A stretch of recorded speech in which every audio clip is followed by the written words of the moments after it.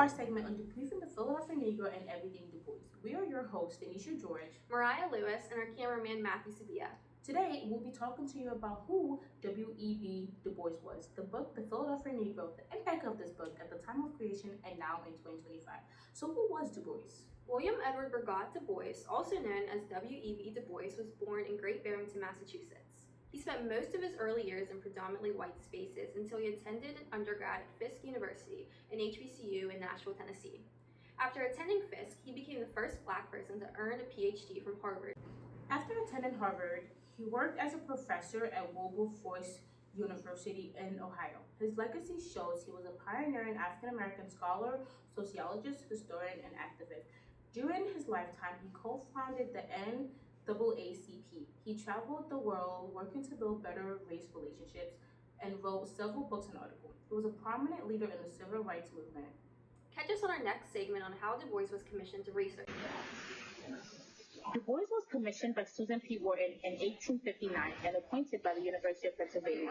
Susan P. Wharton, the niece of Joseph Wharton and the founder of the Wharton School, was deeply involved with social reform efforts and connected to the Hull House. She believed with her influence and pen resources, she could help address what was called at the time the Negro problem. The so-called Negro problem referred to the widespread belief among white Philadelphians that the struggles of Black residents, poverty, crime, poor housing, and unemployment were caused by Black people themselves, rather than by racism and discrimination that surrounded them. Groups like the Hull House have already tried to gather information and improve the situation, but their approach assumed that Black communities were the problem.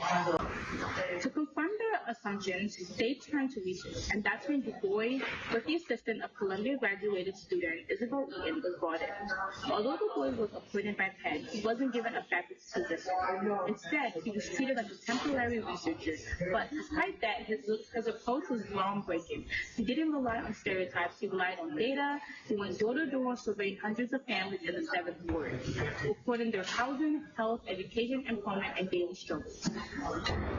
Du Bois would not simply study the Negro problem, he would dissect it, measure it, and map it.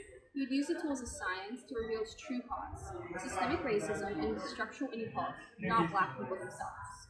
What he produced was a 520-page bombshell that not only redefined the field of sociology, but also turned the lens of investigation 180 degrees away from the people being studied and onto the society that had created their conditions.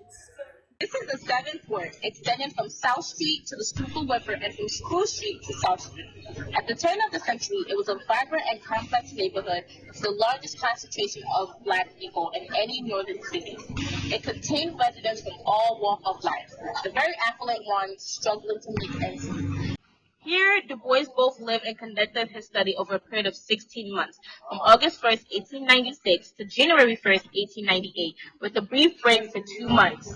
During this period, Du Bois conducted extensive field research. He went door-to-door interviewing thousands of residents, compiling all of his data into charts and graphs. He created 6 questionnaires asking various questions about the family, individual, home, and street, and institutions.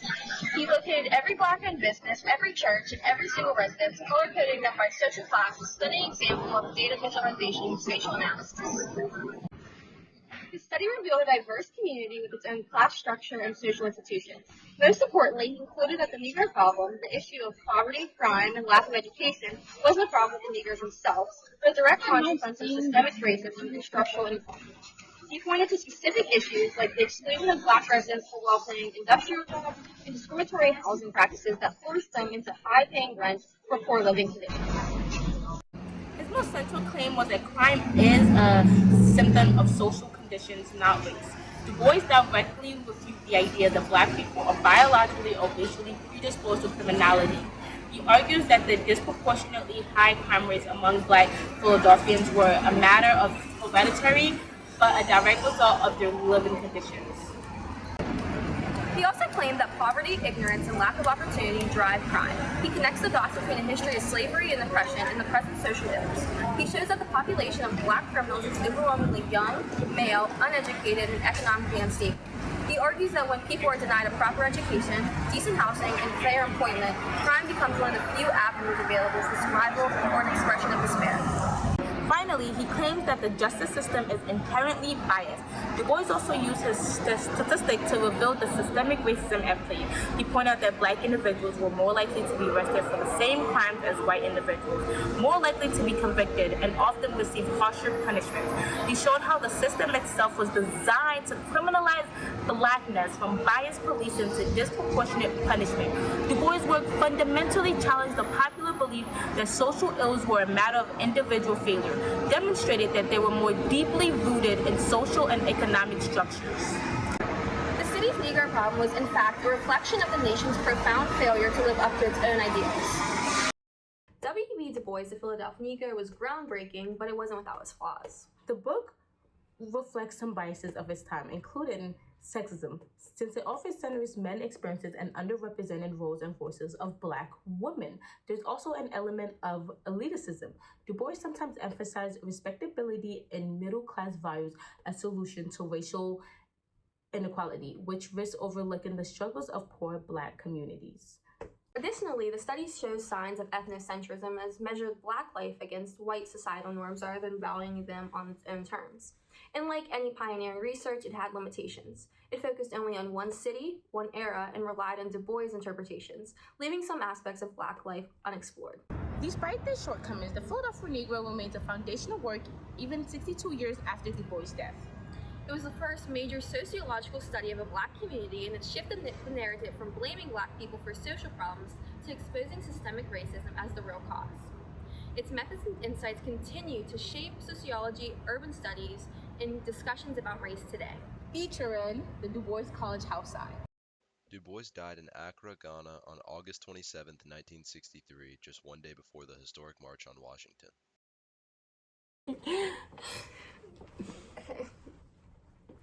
W.B.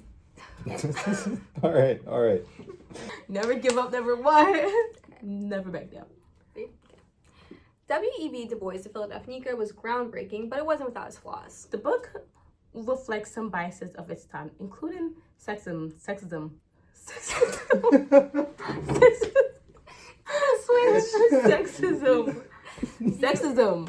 No, I know how to